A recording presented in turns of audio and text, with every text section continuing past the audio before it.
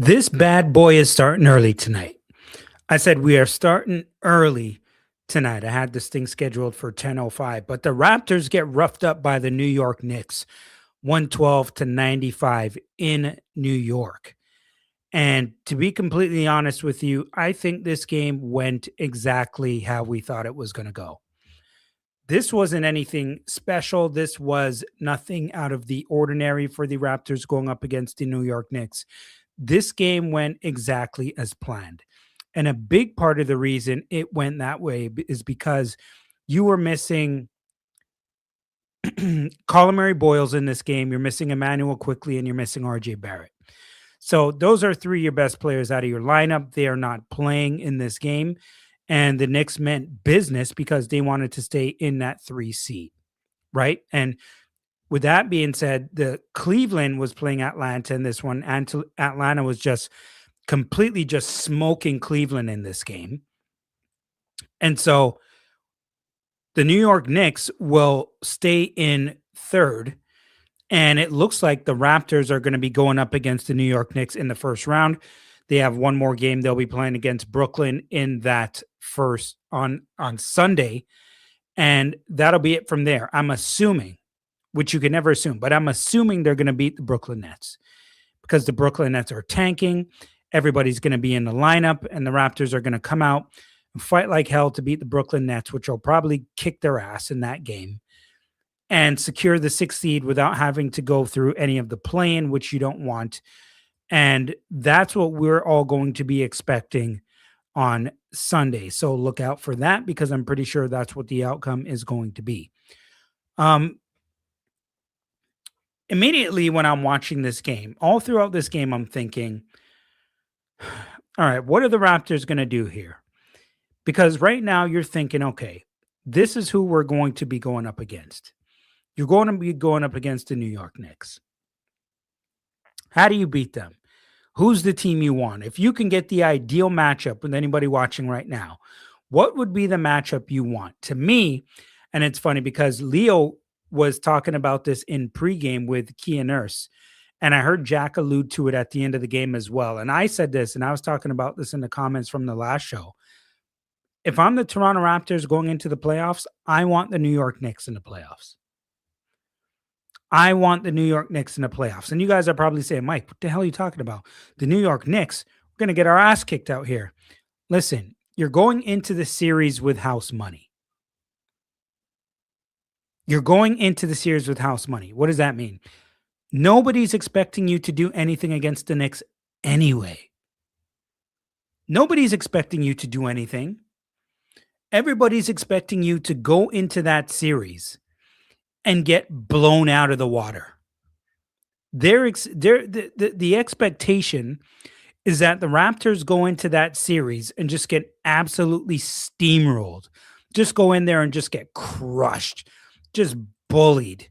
I mean, they expect that the Raptors are going to go into that series and just get the crap out of them.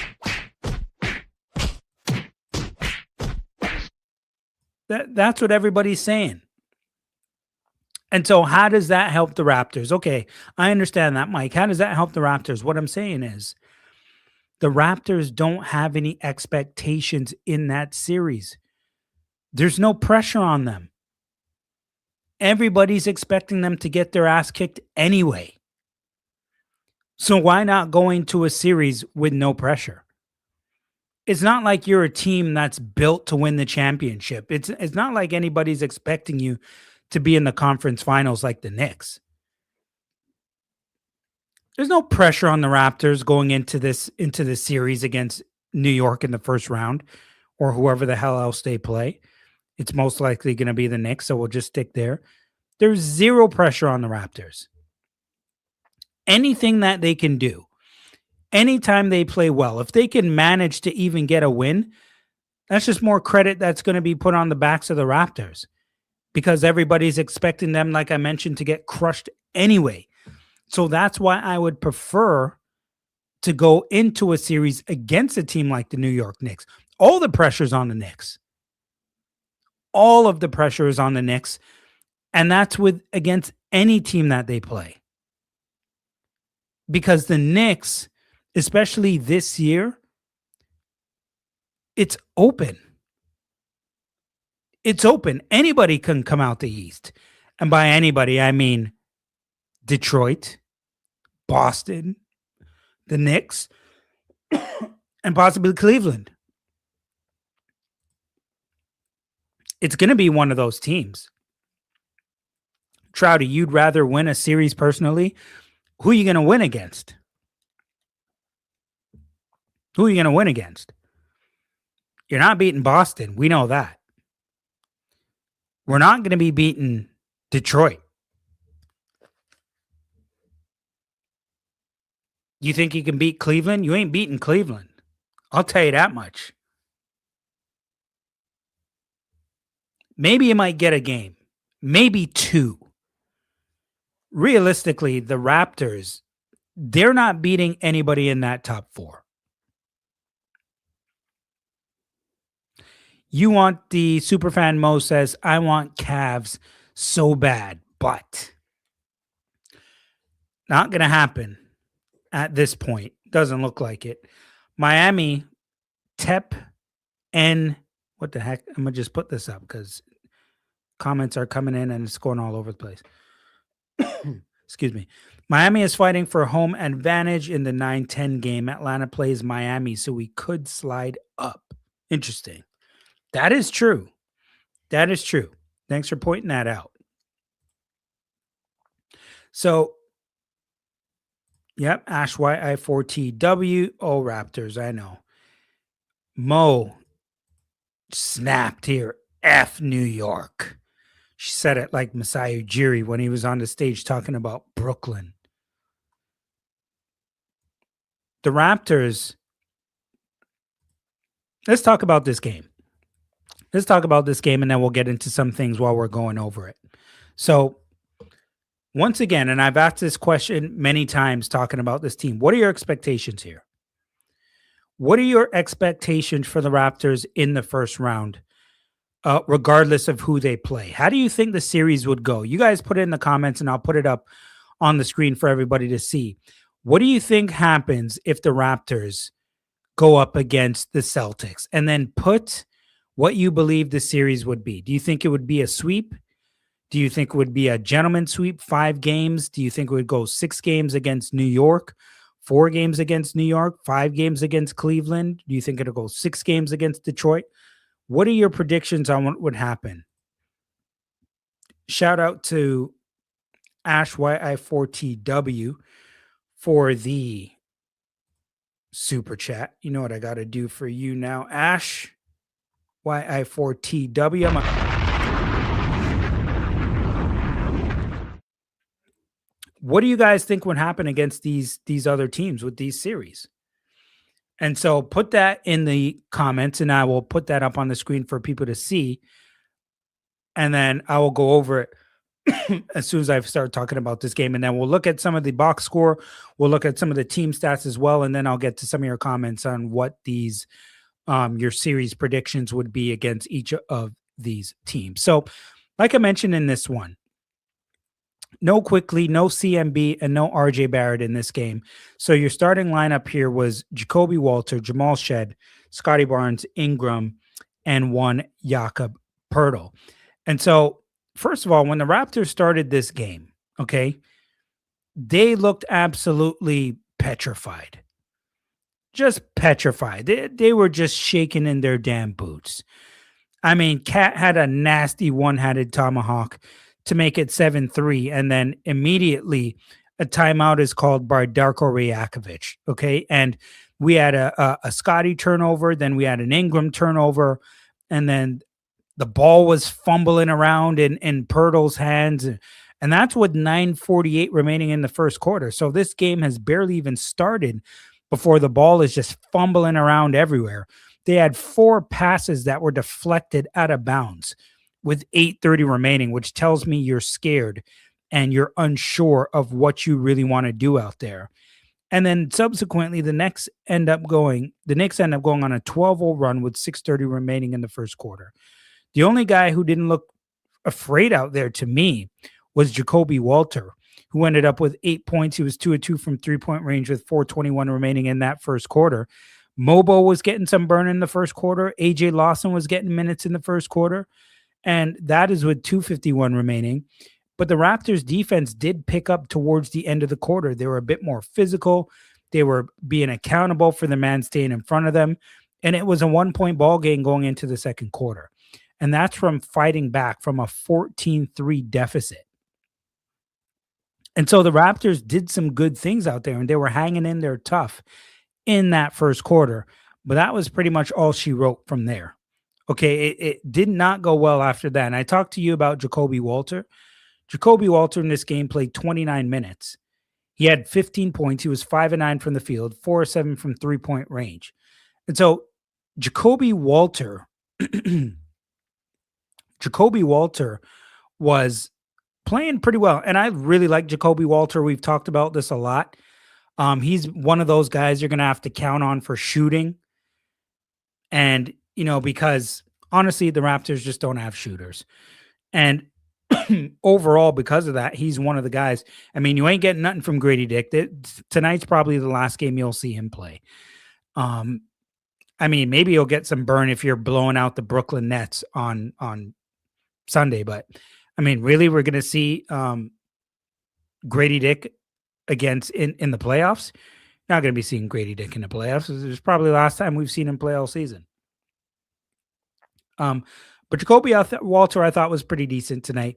And aside from that, I mean, you're really just not getting much from anybody. I mean, Sandro Mamukelashvili, game high in points tonight. He had 17 points, 25 minutes off the bench here. 5 of 9 from the field, 3 of 6 from 3-point range, 8 rebounds, 3 assists, a steal, but gave you 4 turnovers, unfortunately. Dan says, woke up at 2:30 a.m. to watch this bedwetting. Where are you, Dan? If you can answer that for us. Where are you? Just wanted to say hi in real time for once. I'm going to drop a bomb for you, damn it, because 2:30 waking up. I mean, you got to give one to him. 2:30. Damn. I give you a lot of credit for being up 2:30 a.m. If you could let us know where you are. Yeah, but overall here, in that first quarter, the Raptors battle back from being down, like I mentioned, 14-3. And so they finished the quarter well. So that was a good sign. But going into the next, it was all downhill from there. It was all downhill from there. And I think, I mean, you're not going to really crash out over this because I think most people pretty much expected this. I know I did. And I know most of you did as well, which is really why you needed those wins against the Miami Heat.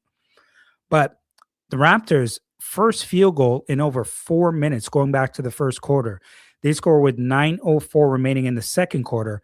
And then before that, the Knicks go on a 12-0 run and another one, by the way. And the Raptors had their third screening foul, okay, with 6:50 remaining in that second quarter. 2 on Pirtle, 1 on Mobo. It was just ridiculous. I mean, the Raptors, they look absolutely clueless on the offensive end. It was pretty much just give the ball to Brandon Ingram and get the hell out the way. That's pretty much what it was. I mean, you give the ball to Ingram and you're going to be watching guys standing there looking at him go one-on-one, even though sometimes it's just like, okay, I guess you got to do that because somebody got to be aggressive if your other big-time guys aren't. RJ is the one guy you're used to being aggressive all the time, and he's not in the lineup. Scotty in this game took 13 field goal attempts, which is like, okay, hurrah. He just came off of a season low 6 field goal attempts the last game against the Miami Heat. Yes, you heard me correctly. A season low 6 field goal attempts. I mean, are you kidding me? Just 8 turnovers at the half. Points off of turnovers, 17-4 advantage for the New York Knicks. The Raptors had 9 turnovers at the half. Fast break points, it was tied at 3-3. And at the half, Scotty Barnes had 4 points, 2 assists, and 2 rebounds. Now, I'm going to get to some of your comments here and get them up on the screen so everybody can see it. But 11-9, the Raptors lose in the fast break category. And what was the other thing I was just talking about? Turnovers. So in this game, the Raptors in the turnover column, they had 18 turnovers. 18 turnovers in this game. 18 turnovers. And last game against the Miami Heat, you know how many turnovers the Raptors had? Five. Five turnovers. And now they have 18. So, I mean, that says a lot for you right there. So, let's get into, you know what? I'm going to just finish this off because I don't have a lot of notes for the fourth quarter. I'm gonna just get through the third quarter and then just get straight to all of your comments and stuff, right? Because the show will be better if I just go straight to the comments because there was not a lot to talk about in the second half of this game whatsoever. Okay, so first of all, I do want to mention out that OG was done for the night with an ankle injury at the half. Okay, Pirtle that I put down was just I don't know what the hell Pirtle was doing out there tonight, to be quite honest with you. He had 19 minutes in this game. He had 4 points. He was 2 of 3 from the field with 3 rebounds, 1 assist, 1 steal, and 2 turnovers. I have no idea what Jakob Pirtle was doing out there tonight. It was a whole bunch of nothing, if you ask me. 59-43 for the Knicks midway throughout the third quarter, excuse me. AJ Lawson comes into the game, drills a big three. He's been getting some time. He cuts the lead to 11. Brunson was just making tough shots. Let's go over some of the numbers for the Knicks here. You see, their guys here, their stars. 29 points from Brunson, 31 minutes, 12 of 18 from the field, 2 of 5 from three-point range, 3 of 3 from the free throw line. Gave you 3 rebounds, 2 assists, and 2 steals in this game. Also, Karl-Anthony Towns gave you 22 points in 30 minutes, an efficient 8 of 12 from the field, 1 of 3 from three-point range, 5 of 5 from the free throw line. But he gave you 10 rebounds, 5 assists, and only 1 turnover in this game as well. Mikal Bridges gave you 13 points, and off the bench, Jordan Clarkson gave you 10, and he was cooking. Jose Alvarado in 18 minutes gave you 12 points as well. But Jordan Clarkson came off the bench and for a small amount of time was just like bursting in regards to his scoring, which he pretty much always does. And it's got to be nice to have a guy who can come off your bench and just get buckets like Clarkson. He's guy made his career off of that. And damn, he's been good at it. Okay. I put down that Mamukelashvili was playing well in this one with 1 minute remaining in the third quarter. He had 12.7 rebounds and 3 assists and 14 points for Brunson in the queue, 79-64 after the third quarter. And there was pretty much nothing to talk about, to be completely honest, in the fourth quarter. There really, really was none. There really was none. I mean, going into that fourth quarter, there wasn't really any point in this game where you actually thought the Raptors had a chance to win. Like, you guys understand what I'm talking about when I say that. When you watch this game, right, and you watch it from the first quarter all the way to the fourth, was there any point in this game where you actually thought the Raptors had a chance to win this game? There was no point. There was no point in this game where you thought the Raptors had a chance to win in this game. And so going into that fourth quarter, I don't have any damn notes for the fourth quarter. I could barely even keep my eyes open watching this damn thing. I'm really tired of the regular season now at this point. I just want to see the playoffs. I really do. So I'm going to get to some of your comments here now, everyone. So maybe we can make this tall. Put some more here. Let's get you off here, Dan. Close that up. All right. Let's get to it. Where should I begin here? All right, let's start here, Trouty. All right, what do you got for us? We talked about what do you predict the numbers in the Celtics? You say 4-1 Celts.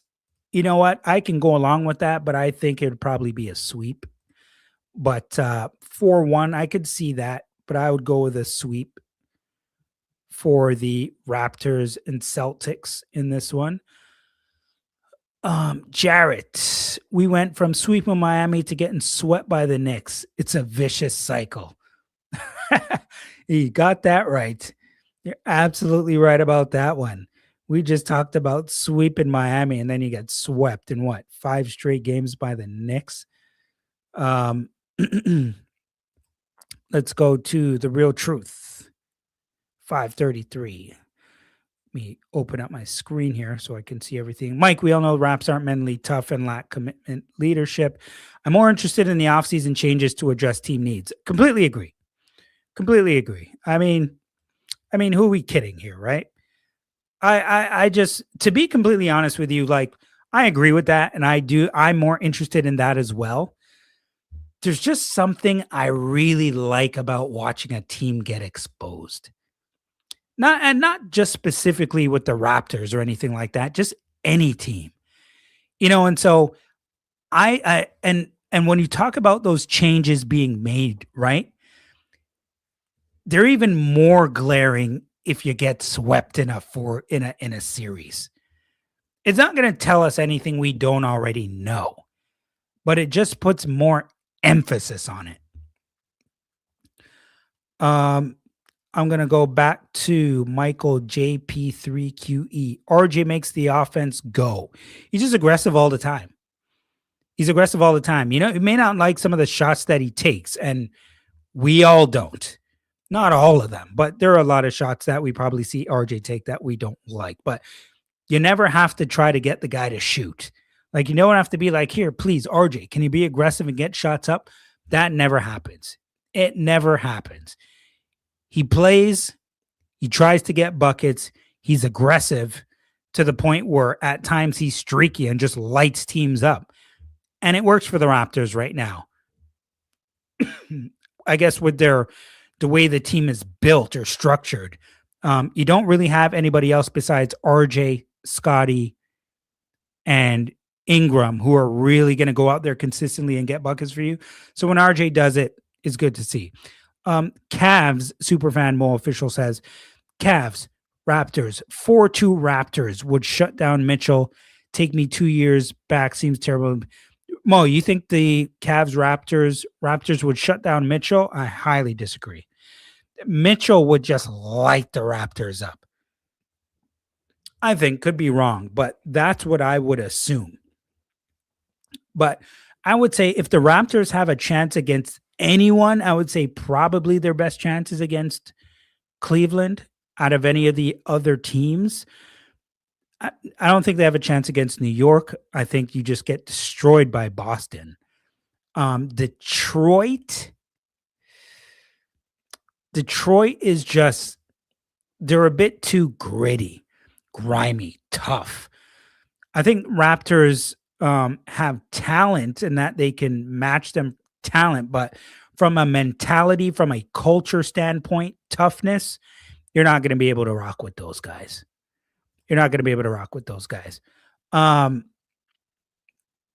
Let's go back to Trouty for a second. Raps are inconsistent. They are not consistently bad. They are inconsistent. They are. I mean, there's just no way around that. That's just the flat out truth. Let's go to the real truth again. There's no way Grady is on this team next season.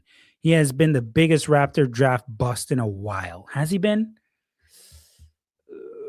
Yeah, I think you're right there. Yeah, I think, well, now that I'm thinking about it, yeah.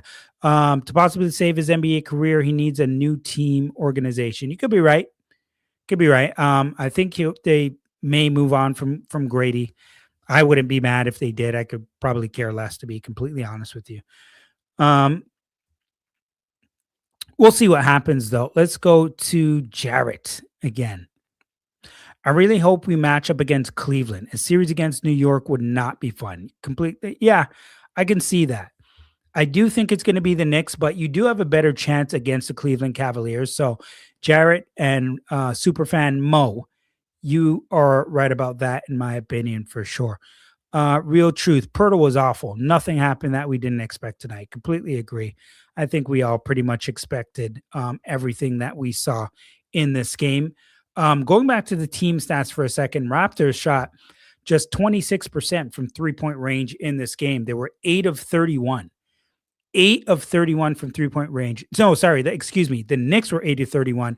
The Raptors shot 40%. They were 10 of 25 from three-point range, excuse me, and 13 of 20 from the free throw line.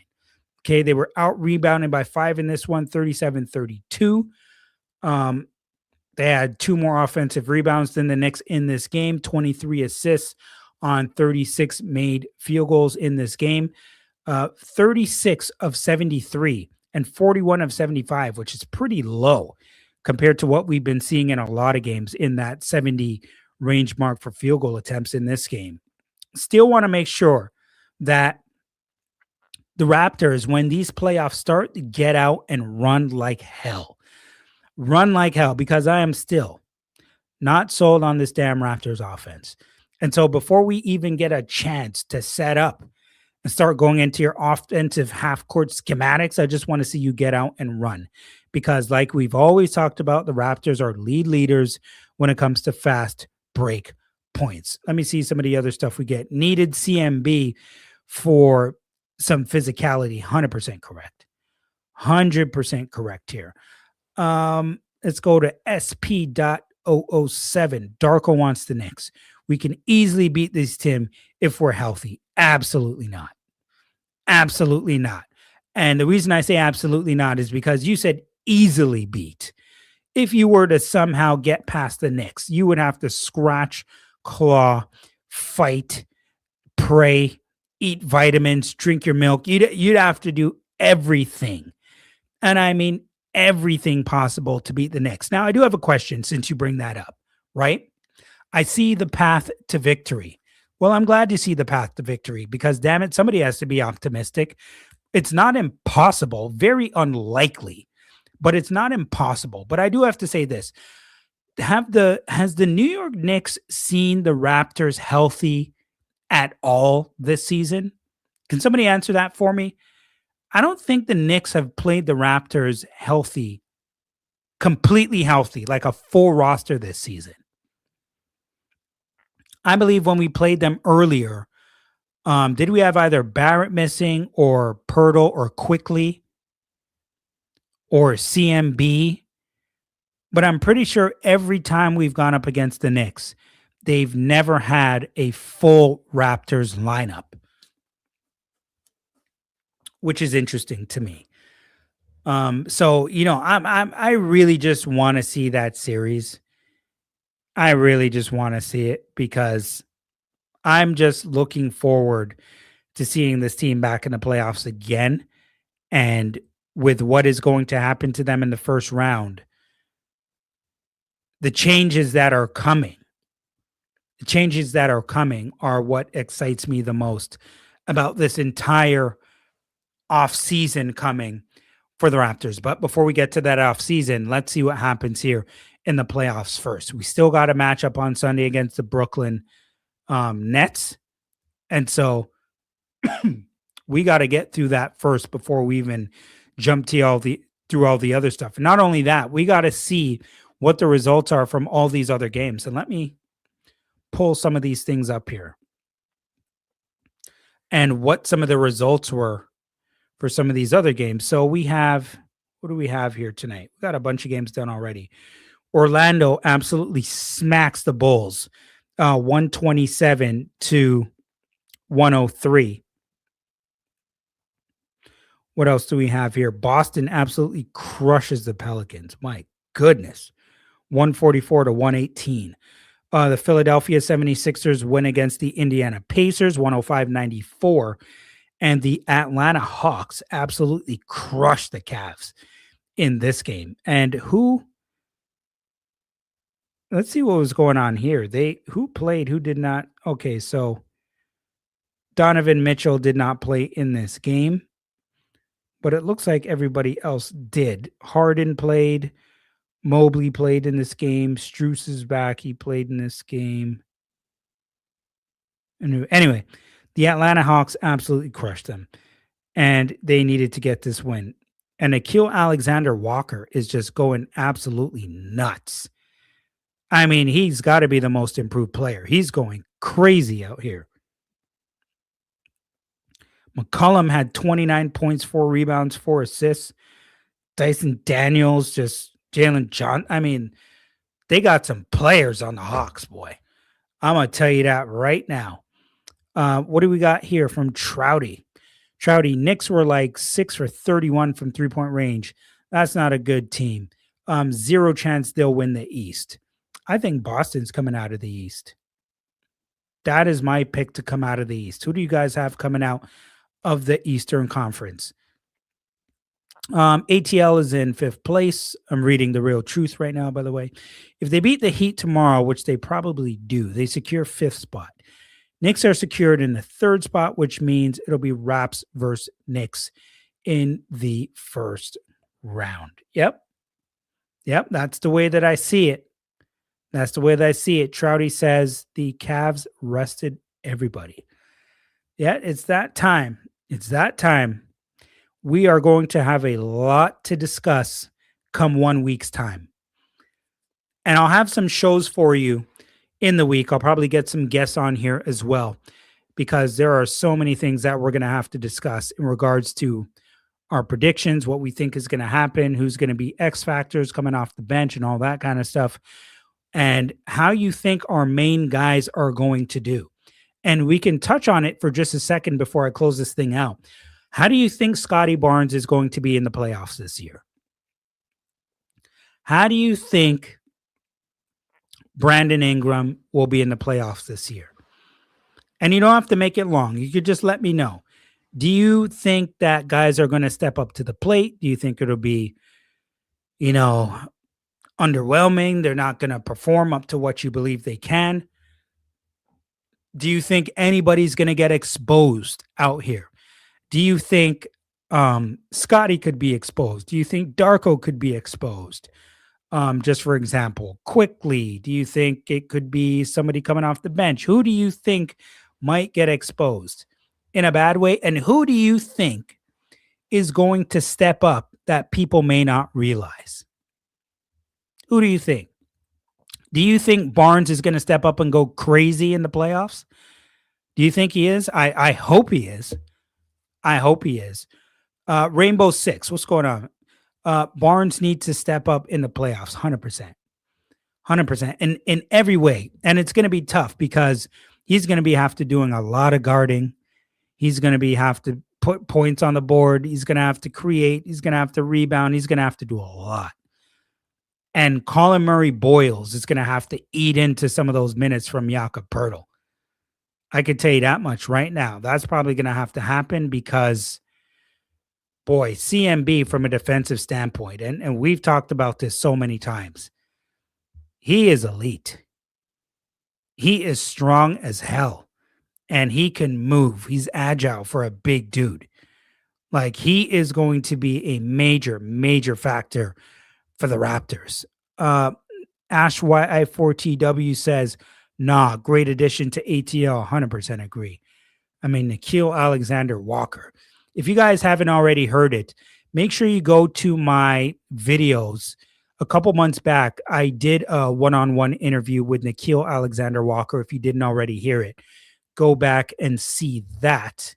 You'll probably like that one very much as well. They want the Hawks, not the Raps. Who wants the Hawks, Trouty? Who are you talking about? Who wants the Hawks? Are you talking about the New York Knicks? You talking about the New York Knicks? Ash YI4TW. I expected nothing from the Raptors, literally taking it one game at a time. I think CMB will will continue to step up. BI will bring the heat. Thank you very much. Superfan Mo says, CMB going to surprise many. I think you're right about that because we all know what CMB can do. It's the rest of the world who's going to see it now. It's the rest of the world who are going to see it now. And I think they're going to learn who CMB is. I think they'll learn a bit who Jacoby Walter is as well. I think Jamal Shed is a guy who can have some impact if he continues to bring it from a defensive standpoint. But the biggest thing for Jamal Shed is he's going to have to make shots. He's going to have to make shots because we know what he can do defensively, and he's a pest. He's going to have to make good decisions with the basketball in regards to his passing. Sometimes his passing can be flagrantly bad, which I don't like with some of his decision making. But if he can take care of the ball, not turn it over, right? Continue to create for teammates. He doesn't have to score at a high volume. That's not his job. But if he can create for teammates and make things a little bit easier for them, push the tempo if he has to, and find them in rhythm, right? You're used to seeing him take charges, take those fouls on screens. Those are going to be important. Every possession is going to matter. Every possession is going to matter. CMB was a great pick. He has OG potential. He has that kind of makeup, that strength makeup. Want to see him be a bit more aggressive around the basket and go up and just finish. I'm not talking about like be at 3-point range and create and try to cross dudes over and try to get through. I'm not saying that. But when he catches the ball in that dunker spot, be aggressive and go up. Don't take 2 dribbles, packs it back out to the perimeter if you don't have to. Try to create something for yourself underneath the basket. Be aggressive. Try to get to the free throw line. That's what we want to see here.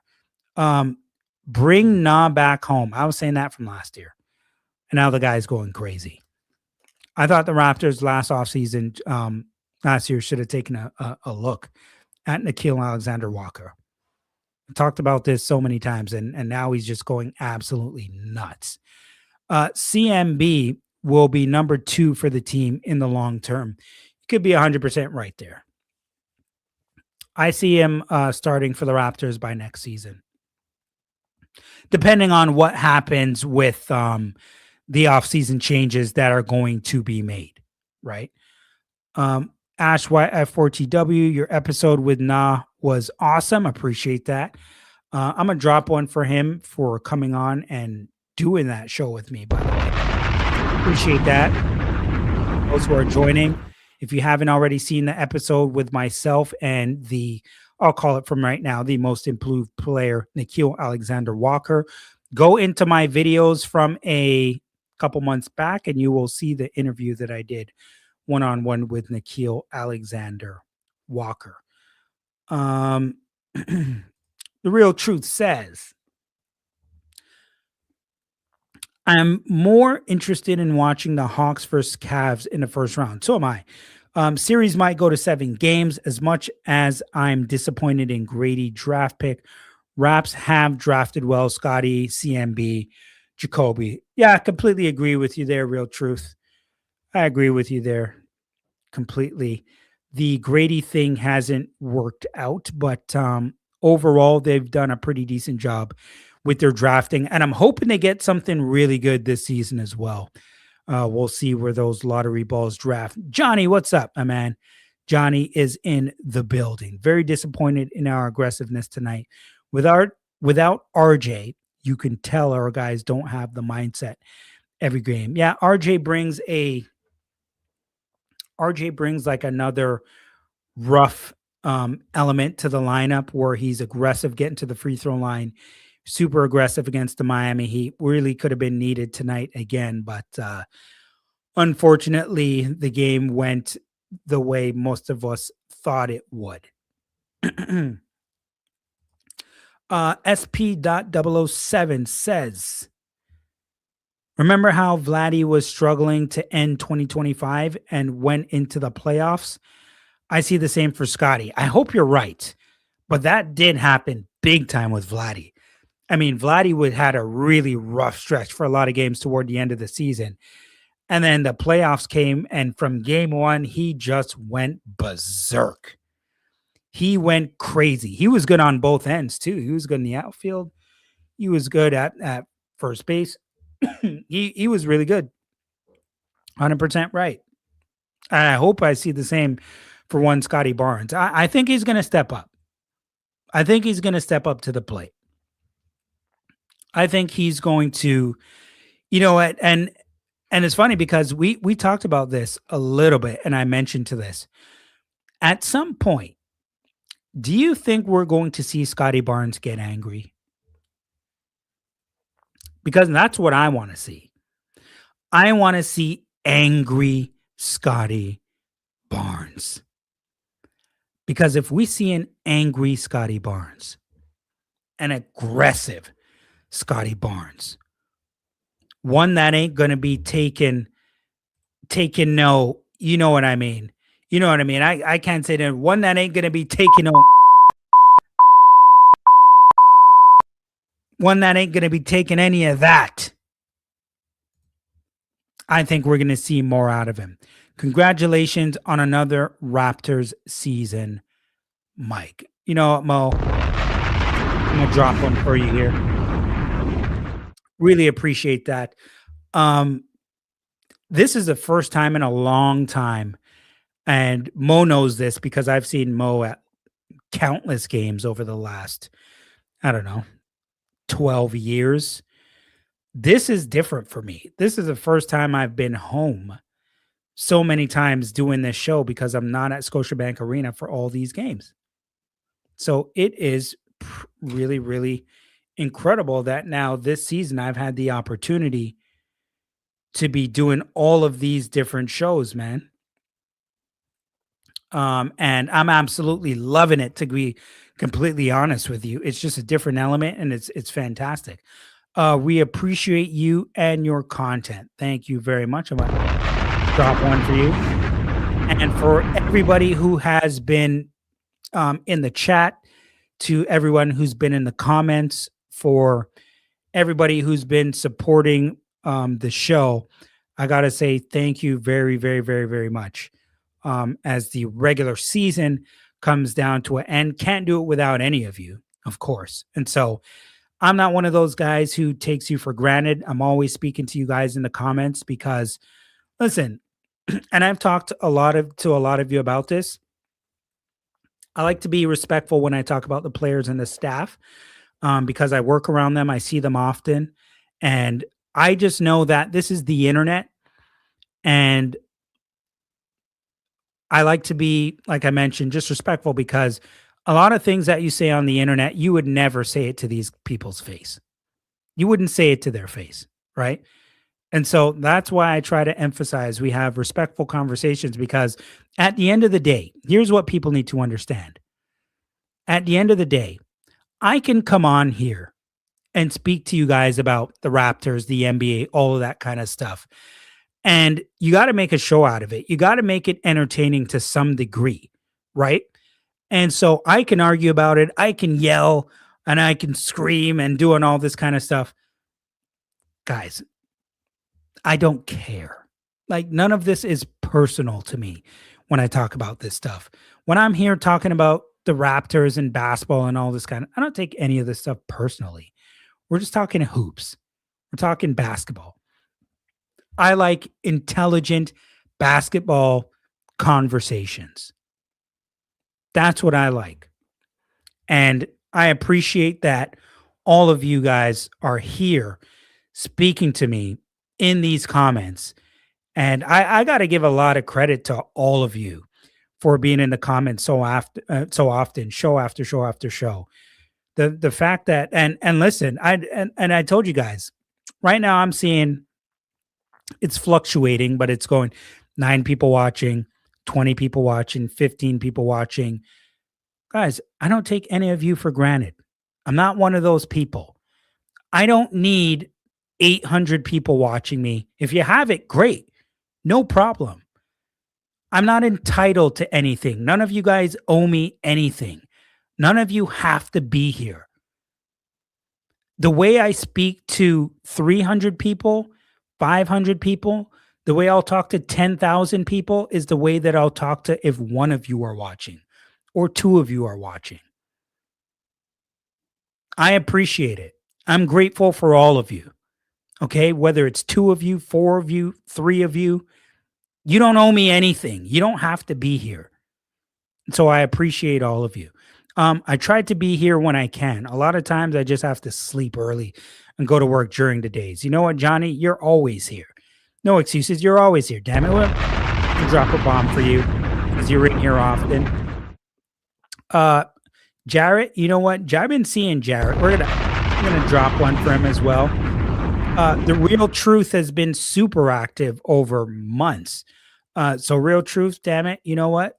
Where is my, let me drop one right there for you as well. SP dot 007's been super active as well. You know what? Damn it, we're gonna drop one for you as well. We have to. We have to because I just enjoy doing this so much, and you guys just make this so much better. I'm gonna go back to the real truth for a second. Let me see what the real truth is saying here.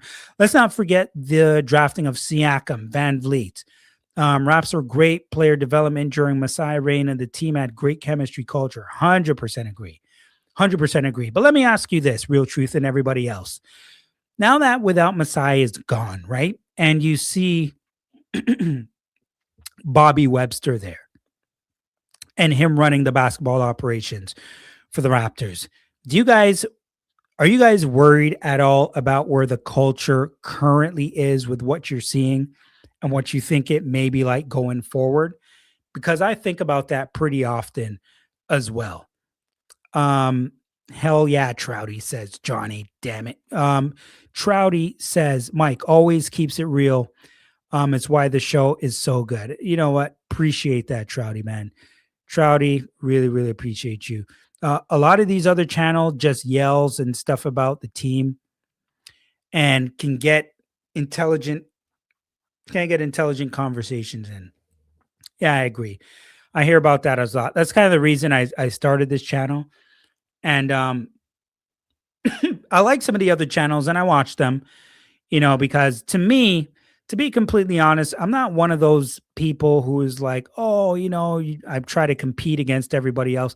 I don't compete against everybody else in regards to other Raptors channels. I like other Raptors channels.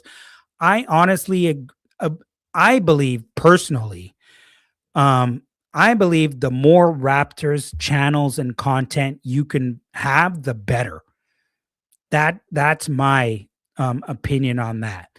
The more Raptors coverage you can get, the more channels you can get, the more content you can get, the better to me, to be completely honest with you.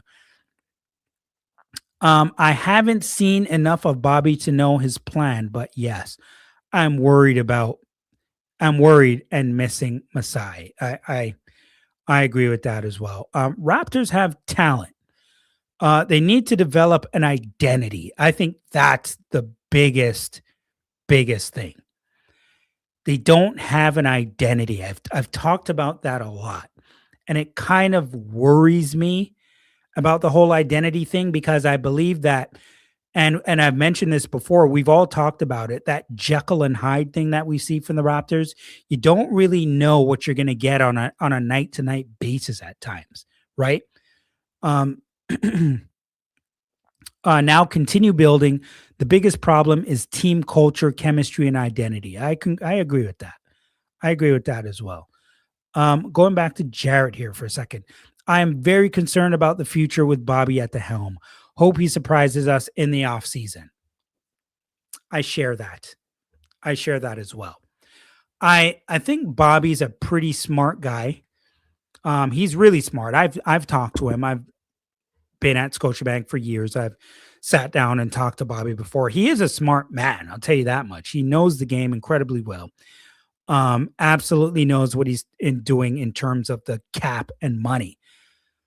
But I mean, some of these deals and what type of trades he's going to be making, there's a lot of up in the air in regards to that. And we'll get into that a lot more after the playoffs have finished.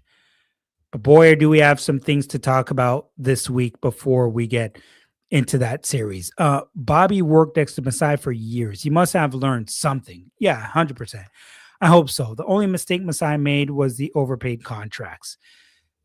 Nah, they were bad. Some of these contracts, I'm still confused about the Jakob Pertl thing. Still super confused about that. And any updates on, I know this is random, but any updates with Joel Embiid with the whole appendicitis thing? I guess we're not going to be seeing him in the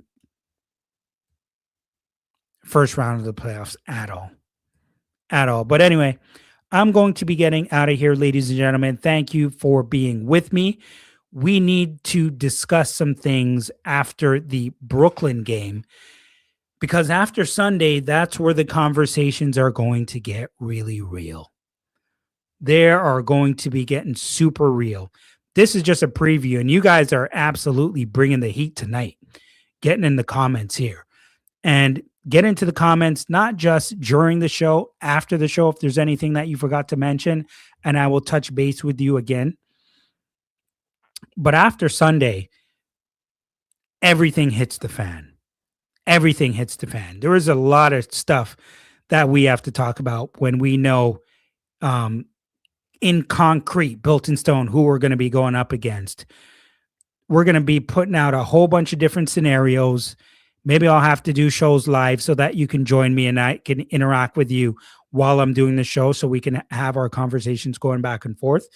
But yeah, a lot of stuff that we are going to have to talk about. At Mike Roach 7 on IG, at Mike Roach 23 on X. Make sure you follow, like, subscribe, and share the Mike Roach Show if you haven't already done so. And for people who are coming across this show, when I look at the statistics of the show, right? When I'm looking at the demographics and the numbers and age and all these different things, 85% of the people who watch this show are not subscribed. Yes, you heard me correctly. That is the truth. 80 to 85% of the people who come across the show and watch the show are not subscribed to the channel. So if you haven't already done so, please do me a favor, like, and most importantly, subscribe to the show because I want to interact with you. I want to speak with you. Don't be shy. Get in the comments. Love all you guys. We'll speak to you again on Sunday. It's Mike Roach signing out. Thank you guys all for being with me. Drop bombed for all of you here, guys, tonight. And I'll be doing that again on Sunday. I checked the standings. Let me get into this one more last time. I checked the standings. Raptors are playing Knicks if they beat Nets and Hawks beat Heat. We have our eyes watching all these different scenarios. This is the Mike Roach Show. I'll be back again soon, and I'm out.